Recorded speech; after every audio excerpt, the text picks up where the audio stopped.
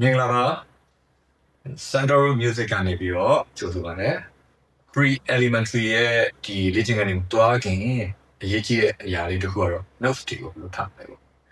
notes တွေကိုဖတ်တဲ့နေရာမှာကျွန်တော်တို့ကတော့နှစ်ပိုင်းရှိတယ်ပေါ့နော်အပေါ်က step line step note နဲ့အောက်က tablature tab note တွေပေါ့နော်အဲ့တော့ step line တွေက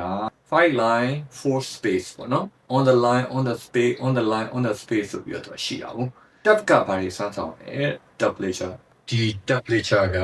guitar 6ချိုးကိုရည်ရွယ်တာ6 line 6ချိုးရည်ရွယ်တာအဲ့တော့ကျွန်တော်တို့က guitar မှာဒီကျိုးတွေက line နဲ့ထပ်တူဆိုလို့ရှိ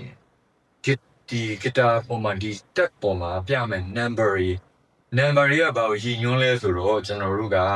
guitar လက်ကွက်တွေတစ်ခုချင်းတွေရည်ညွှန်းတာဆိုတော့ဒီမှာ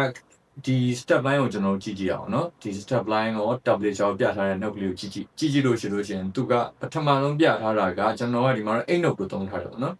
အဲ့တော့ဒီမှာ3ဆိုတော့ကျွန်တော်တို့ကဒီကနေnhìn 1 2 3 guitar မှာဒီအဆက်ကလေးရှိတယ်ဒီ3ကျွန်တော်ကြည့်အောင်เนาะ line ကဘယ် line ကိုပြထားလဲဆိုလို့ရှိရင်ဒုတိယ line ဆိုတော့ဒုတိယကျိုး5ကျိုးရဲ့3ပြီးလို့ရှိရင်နောက်တစ်ခုက0ကကျွန်တော်တို့က line နေနဲ့ဆိုရင်အပေါ်ကနေရင်3ကျိုးမြောက်အဲ့တော့ तू က3ညဆိုတော့ကျွန်တော်တို့ဖိစရာမလိုဘူးအဲ့တော့တီးရုံပဲပြီးရင်အဲ့ဟို line 2လေးမှာပဲ तू က2လို့ပြရတဲ့အတွက်1 2ဒီဘက်ကို2ကိုတီးမယ်ပြီးရင်3လို့ပြလို့ရှိရင်ဒီ flat 3ကိုပြထားတယ်ကဲနောက်တစ်ကြိုးကိုပြောင်းသွားပြီပြောင်းသွားတဲ့အချိန်မှာ तू ကဘယ်ကြိုးကိုပြရလဲဆိုတော့ तू က3ကြိုးကိုပြတာ3ကြိုးကိုပြတဲ့အတွက်ကျွန်တော်တို့ကဒီ3ကြိုးရဲ့ तू က0ဆိုတဲ့အတွက်ဘာမှဖိစရာမလိုဘူးပြီးလို့ရှိရင်ကျွန်တော်တို့က2လို့ပြထားလို့ရှိရင်2ကိုဖိလိုက်အောင်ပြီးလို့ရှိရင်နောက်ဒီ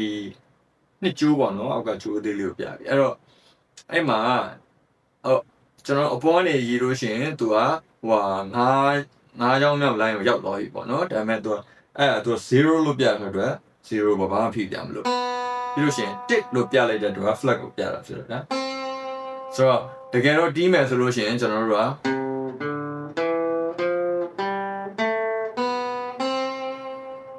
ပေါ့နော်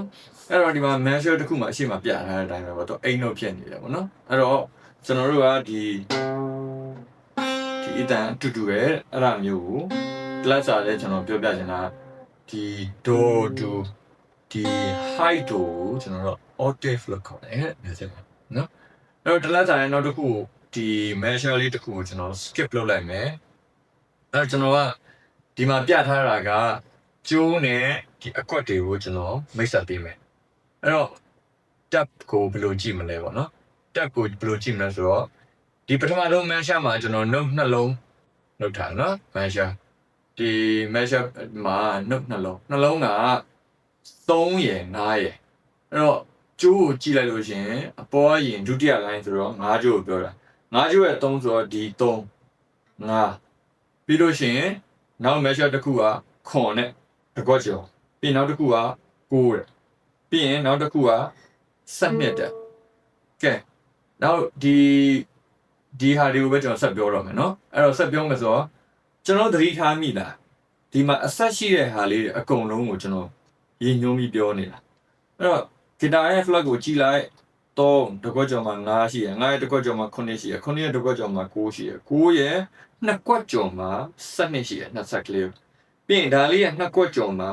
15ပြီးရင်တကွက်ကျော်မှာ19အဲ့တော့အလွယ်တကူမှတ်လို့ရတာပေါ့နော်အဲ့တော့ကျွန်တော်က note ကိုကြည့်လို့ရှင်ဒီမှာ3 5 9 12ပြီးလို့ရှင်ကျွန်တော်တို့နောက်တစ်ခုကိုကြည့်လိုက်လို့ရှင်ဒီပထမဆုံးဒီ note ကနေရည်လိုက်မှာနော် measure ဆိုတာဒီ1ကွက်2ကွက်3ကွက်4ကွက်5ကွက်မြောက်မှာ12လို့ကျွန်တော်ရေးထားတော့ညာလဲသူက note ကနှလုံးဖြစ်နေတယ်နောက်တစ်ခုကဘယ်ကျိုးမှလဲလို့တစ်ချက်ကြည့်ရအောင်နော်နှစ်ကျိုးရဲ့3ကွက်ဒီနှစ်ကျိုးလေးရဲ့3ကွက်ဆိုတော့ဒီပထမဆုံးအဆက်ကလေးပေါ့နော်နောက်တစ်ခုကိုကြည့်အောင်အဆက်ရှိတဲ့နေရာတွေကြီးပဲ5ကဲနောက်ထပ်အဆက်ရှိတဲ့နေရာတွေကြီးပဲ9နောက်ထပ်အဆက်ရှိတဲ့နေရာ9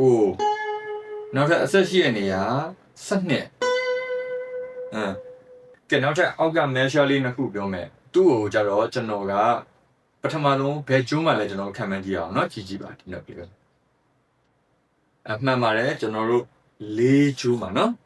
၄ကျိုးမှာပေါ်နေကြီးပေါ့เนาะ၄ကျိုးမှာဆိုပေမဲ့သူကကျွန်တော်တို့အဆက်မရှိတဲ့နေရာကိုကျွန်တော်တို့အဓိကထားတာပါเนาะ1 2ဆိုတော့2အကွက်ပြီးရင်4ကွက်ဖြစ်တဲ့အတွက်တစ်ကွက်ကျော်ပြီးရင်6ဖြစ်တဲ့အတွက်တစ်ကွက်ကျော်ပြီးရင်တစ်ခွက်ကျော်ဆိုရင်နံပါတ်8ဟုတ်တယ်အဲ့မှာဒါပြီးသွားလို့ရှိရင်ကျွန်တော်တို့ကနောက်ထပ်တစ်ခုကဘာဖြစ်မလဲဆိုတော့ဘယ်ကျိုးမှလည်းတစ်ချက်ကြည့်အောင်နော်6နော်ဘောလုံးကျိုးအဲ့ဒါလည်းအလားတူပဲကျွန်တော်တို့ကြည့်6ကျိုးကတော့မှန်သွားပြီဘယ်ကွက်မှလဲ2ပြီးရင်တစ်ခွက်ကျော်ဖြစ်တဲ့4ပြီးရင်တစ်ခွက်ကျော်ဖြစ်တာနံပါတ်ကတစ်ခွက်ကျော်မဟုတ်တော့ဘူးပေါ့နော်အခုက8ဖြစ်သွားပြီ10ဖြစ်သွားပြီဆိုတော့5 6 9 10ပြီးတော့လို့ရှိရင်10ဖြစ်တဲ့အတွက်9 10ပြီးလို့ရှိရင်နောက်ထပ်တစ်ကွက် measure တစ်ခုကိုကြည့်အောင်ကျိုးပမာလည်းခံမှန်းကြည့်အောင်နံပါတ်1ကျိုးမှာပါအဲ့တော့အကွက်ကဘယ်အကွက်လဲဆိုလို့ရှိရင်2ကနေပဲစတာပဲ2ပြီးတစ်ကွက်ကျော်က4ပြီးရင်တော့သူကနံပါတ်8တဲ့ကျော်တစ်ခွက်ကျော်ဖြစ်နေမှာတေချာကြည့်ကြအောင်နော်ပြီးရင်4ကနေပြီးတော့5 6 9 8ပြီးသွားတာနဲ့တစ်ခွက်ကျော်လေးဖြစ်တဲ့10ဟုတ်ပြီကဲနောက်ဆုံးတစ်ခွက်ကိုကြည့်အောင်နော်ကျွန်တော်တို့နံပါတ်3ကျိုးနော်3ကျိုးမှလည်းဒီလိုပဲကျွန်တော်တို့သွားကြည့်အောင်3ကျိုးဘယ်ကနေစလဲနှစ်ကဲလောက်ဆိုတော်တော်လေးကိုအတန်အသင့်ကျွမ်းနေပြီပဲနော်နောက်တစ်ခွက်ကျော်လေးကဲနောက်တစ်ခုကတော့ဒီနောက်တစ်ခုကဘာဖြစ်မလဲနော်ဒီမှာတစ်ခွက်ကျော်လေးမှရှိတယ်6ပြီးရင်တစ်ခွက်ကျော်လေးမှဖြစ်တယ်10ကဲကျွန်တော်နေရာဆုံးကျိုးဆုံးကျွန်တော်ဒီနှုတ်ကလေးမှာပြထားပြီးတော့လိုက်ပြီးတော့ဒီဟာတွေနဲ့သားသာတာဖြစ်အောင်လိုက်ပြီးတည်ကြည့်ရအောင်နော်ဒီမှာ note value တွေကအစီအစဉ်ကြတီးမယ်ဆိုရင်တော့ကျွန်တော်အခုတီးလိုက်ရတဲ့ဟာတွေနဲ့မကိုက်ညီဘူးပေါ့နော်ဒါမဲ့ဒါက note value အဓိကမဟုတ်ဘဲနဲ့ဘယ်လိုကြည့်ရဲဘယ်လိုတီးမလဲ calculation ကိုအဓိကထားပြီးတော့ပြောတာပါအဲ့တော့ဒီနေ့ကတော့ calculation step note ဘယ်လိုစမ်းဆောင်လဲဘယ်လိုကြည့်မလဲ guitar flat ဘုတ်ကဘယ်လိုဒီကိုကြည့်လို့ရမလဲဆိုတာကျွန်တော်ဒီနေ့သင်ကြားပို့ချခြင်းဖြစ်ပါတယ်အဲ့တော့အားလုံးတွင်းစိတ်တိုင်းအေဂျင့်ကြီးမြတ်တရားကိုမျှဝေနိုင်ပါစေ